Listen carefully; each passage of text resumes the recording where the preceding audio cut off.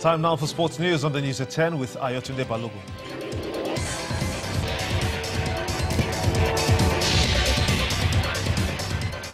Many thanks, Gimba. MFM Football Club have exited the CAF Champions League in the first round after losing by 6-0 to MC Alger in their second leg clash. The Algerian side scored 4 times in the first half and added another 2 in the second to complete their passage into the group phase, with MFM dropping into the CAF Confederation Cup playoffs. In the English Premier League, African Football of the Year, Mohamed Salah has broken Liverpool's record for the most goals in a debut season. Salah achieved the feat after scoring 4 times against Watford to bring his tally to 36 goals in all competitions, surpassing the former record of the Spaniard Fernando Torres. Elsewhere, Junior Stanislas scored late to help Bournemouth come from a goal down to beat West Brom 2-1. Crystal Palace beat Huddersfield 2-0 at the John Smith Stadium, while St. Tosun scored twice to lead Everton past Stoke City.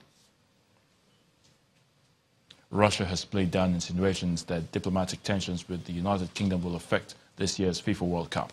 Earlier this week, Prime Minister Theresa May said it was highly likely that Moscow was responsible for the attack on Sergei Skripal and his daughter. Chief Executive of the Organizing Committee for the 2018 World Cup, Alexei Sorokin, said Russia is open to all. Unseeded Naomi Osaka has continued a dream fortnight at the BNP Paribas Open after she stunned world number 1 Simona Halep to reach the biggest final of her career. The match started unseeded Osaka, ranked 44th in the world, thrashed the world number 1 Halep 6-3, 6-love in 64 minutes. Game Osaka.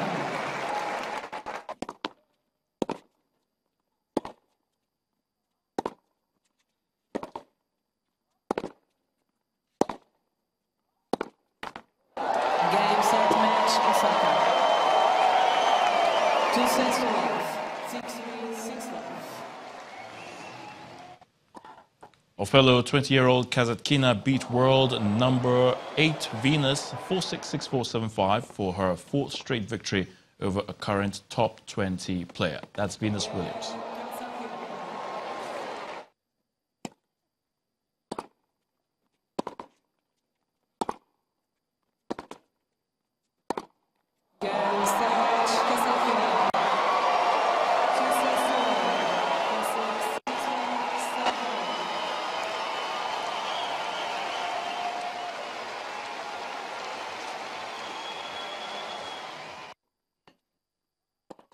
Roger Federer has surpassed his best start of the ATP Tour after beating Borna Coric in the semi-finals of the BNP Paribas Open for his 17th straight win.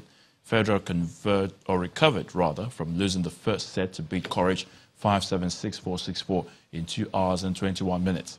The 36-year-old will contest his 8th final at Indian Wells against either Juan Martin Del Potro or Milos Raonic. And that's sports news. The news at 10 continues shortly.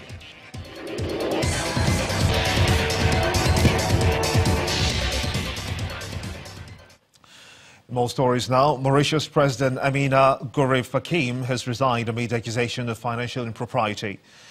Gurib Fakim's lawyer, Yusuf Mohammed, told local media that his client took the decision to prevent a constitutional crisis in the country. The president has been facing growing pressure, though. She has been accused of using a credit card issued by an international non-governmental organization to buy clothes and jewelry in Italy and in Dubai. On Wednesday, the president rejected calls to resign. She said that she was ready to provide evidence in court to debunk the accusations, prompting a rebuke from the Prime Minister. Gurib Fakim's resignation letter has since been sent to the Speaker of Parliament, and she will now leave office on March the 23rd. In the United States, former FBI Deputy Director Andrew McCabe has been sacked days before he could retire with pension rights. He was fired by U.S. Attorney General Jeff Sessions, who says that an internal review found that McCabe leaked information and misled investigators. Mr. McCabe denies the claims, though, saying that he is being targeted because of his involvement in the inquiry into alleged Russian meddling in the 2016 election. President Donald Trump has long accused Mr. McAbee of bias in favor of the Democrats. He immediately praised Mr. Sessions' decision to fire him. And finally, tonight, the Vice President today played host to prominent Nigerians from all walks of life at the presidential villa as he gives out his daughter, Damilola, in marriage. The colourful event had in attendance President Muhammadu Buhari and some state governors, captains of industry, media giants and other top government functionaries. The event also brought together leaders from different political backgrounds. The Vice President's daughter is now married to Oluwaseun Bakari. And the main news again, Nigeria's Minister of Defense today said that efforts to rescue the 110 schoolgirls abducted from a college in Dapchi, Yobe State has continued with a view to rescuing them as soon as possible. He also revealed that security operatives are closing in on the abductors. Also today, the Senate President and Speaker of the House of Representatives insisted on appropriate response to President Muhammadu Buhari's veto of electoral amendment bill and dismissed reports of disagreement between them on the matter. And diplomatic row over the nerve agent attack on an ex-spy deepens today as Russia announced plans to expel 23 British diplomats in retaliation over UK's expulsion of 23 Russian envoys. And that's how it's been on the news at 10 tonight. I want to thank you so much indeed for being a part of it. On behalf of everyone here, have a splendid night rest and good night.